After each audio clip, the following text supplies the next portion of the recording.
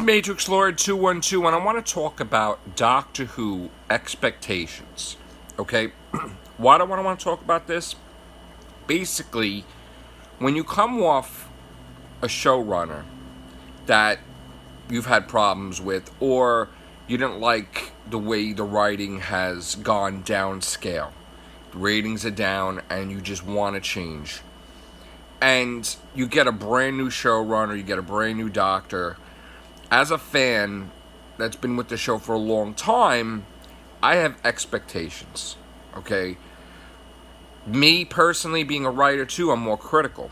And I expect Jodie Whittaker's Doctor, basically them to throw the kitchen sink at. Now, what do I mean by kitchen sink? Meaning that I expect them to throw all the Doctor's massive foes at Jodie Whittaker to see how she deals with it. In her first season, her going up against Davros, first season going up to the Cybermen, but then you go and revisit villains like the Sea Devils, you know, Santarans absolutely, Draconians, I mean, the Mara, a whole bunch, maybe the Master, you know, Missy, Ronnie, whatever. You just revisit a lot of the classic villains, but then you add new ones too. So in other words, if I was doing it, that's how I would do it. Throwing the kitchen sink at her, showing that she's the Doctor, she's amazing, she's great. I would put her face all over magazines every single month. I would promote it. I would not go about it like Chibnall goes about it, where everything's secretive. Now, my take is that he's doing the opposite. He's not throwing the kitchen sink at her. He's not even throwing the toothbrush at her. It's like, let's just do it light this season. She gets all new villains. You know, we got to just go easy on her. Why are you going easy on her? Why are you going easy on the writing? Why, you know, she's the Doctor. She travels through time and space. Why is she going to spend time on Earth constantly? Well, what's the deal, you know? So I'm having a problem with, one, what he's throwing at her. Two, the content that he's revealing, because he's not revealing anything, even on a teaser or even on a trailer. Her breathing and running around is like Lord of the Rings, but you don't get to see anything. It's like, and again, I'm being blunt, as blunt can be. I want to see a villain. Could we see a villain?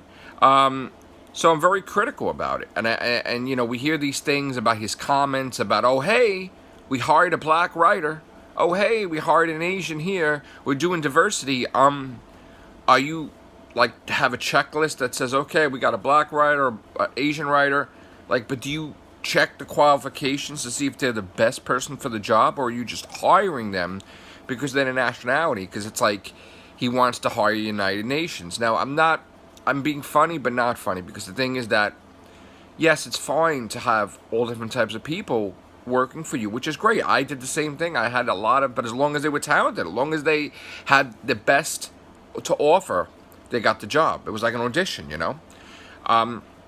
But if you're going to strictly just hire based on that and not on auditioning people and seeing if there's someone else better for the job, like if you know, like an actor, you would have them audition for the role. But if you're going to be like, oh no, only Asians can try out for this role, only this one's can try out for this role, the Doctor, only Jodie Whittaker can audition, no other female, no other, but that's what I'm talking about.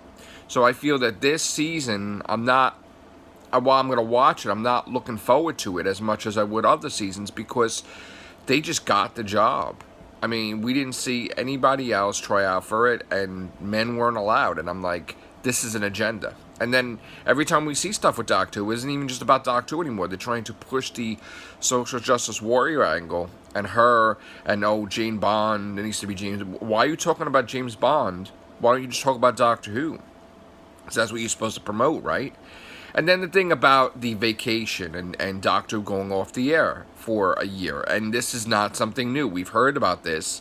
Chibnall wanted to take time off, but he couldn't when he first started from, you know, so he jumped into Doctor Who, but he still wants to have time off. Now, we know he has to write the new season, Series 12. He's not doing that because they're still filming Series 11. So, you know, you got to think he's got to write the season, they got to film it, but then maybe Jodie Whittaker's got other stuff to film, like movies or something, or somebody else.